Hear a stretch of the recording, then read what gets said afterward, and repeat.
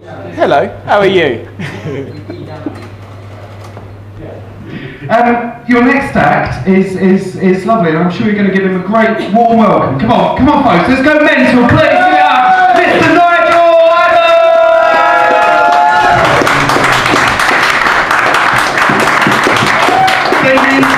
It's my first time doing stand-up!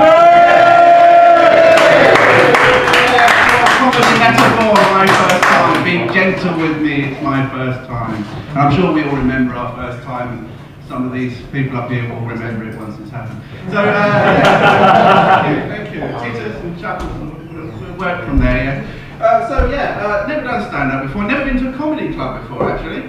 And, yeah, when we were coming, my friend Matt here said, do you want a slot? And because I wasn't listening properly, I thought, he said, do you want a slut? So I said, yeah! So, yeah, here I am. So, yeah, I did have some material, just trying to remember it.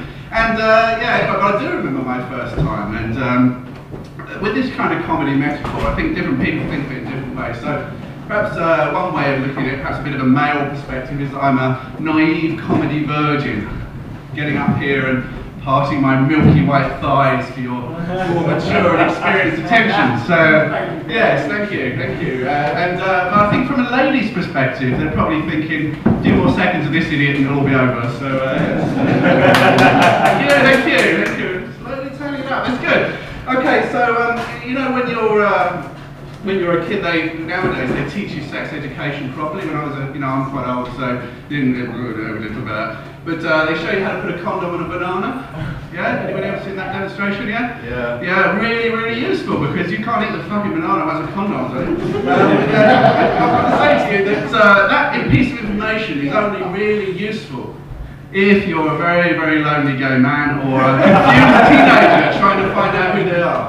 They wanted some more useful sex education. They'd show you how to put a condom on a jelly, wouldn't they? Yes.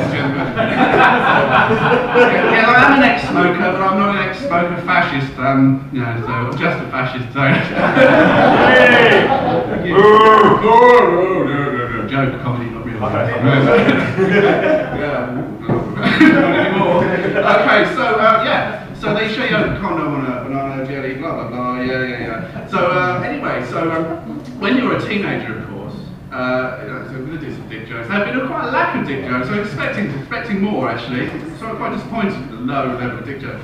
I'm going to make up for that in my set. Yeah! Thank you. So anyway, when you're a teenager, your penis is so hard, you can actually use it as a multi-purpose tool. You can play cricket with it. Around with that. So yeah, or if your dad's working around the house, he's trying to bang a nail in, and you can go stand back there. Job done. Well, of course, this is a lie, because in fact you're a teenager, and teenagers don't help anybody do anything. Teenagers are alone in their room, listening to awful music and a wank.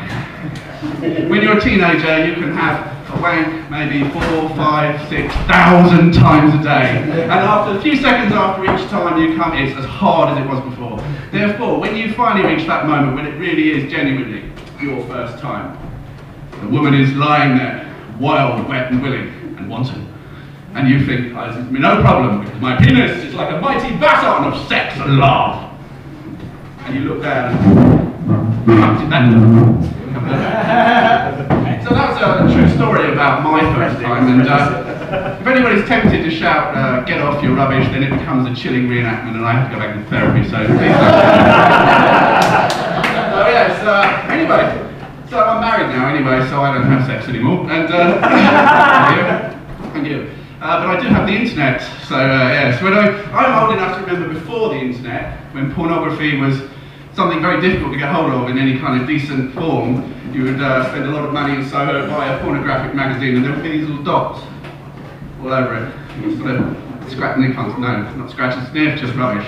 Now you have, internet is full of more pornography than you can possibly imagine, including British pornography.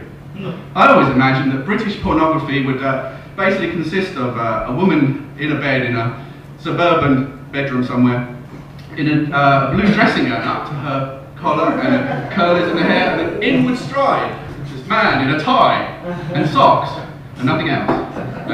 Maybe a pair of off-white Y-fronts. And he'd say, darling, we're going to make love tonight. And she'd say, all right, dear. And out would go the light. So you're watching a black video, you hear a sound of ruffling for a few seconds, and then, I'm terribly sorry. Followed by, well, you know, it happens to a lot of men. And then the blackness continues, and snoring begins. If you leave it long enough, eventually you hear. So anyway, I've been listening to some of the material tonight, very funny, very much enjoyed myself, enjoyed other people, so I do have a couple of jokes that I sort of thought up while I was listening. I've noticed that Amy Winehouse is not off limits, which I actually like Amy Winehouse, I have to say, I'm in a bit of a minority here. But, I feel gutted, I feel absolutely gutted that she's died.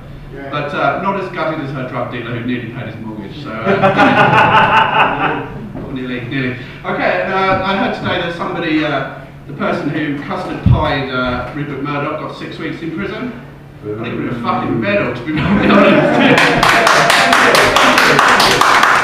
I've no idea how long I'm going on, a little bit longer perhaps. Okay, so yeah, I'm of an age. I was born in 1966, which was the last year that England won the World Cup. And make a note that the last year that England won the World Cup, because it's never happening again, frankly, fans.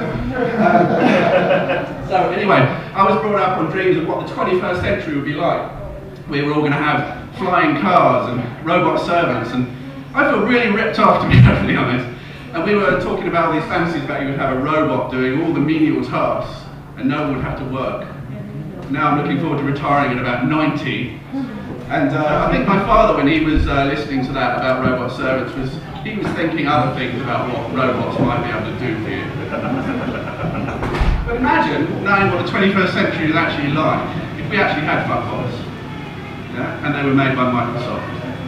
You'd be, halfway through, you'd be, fuckbot 0.20 has encountered an error and needs to close. You'd be stuck.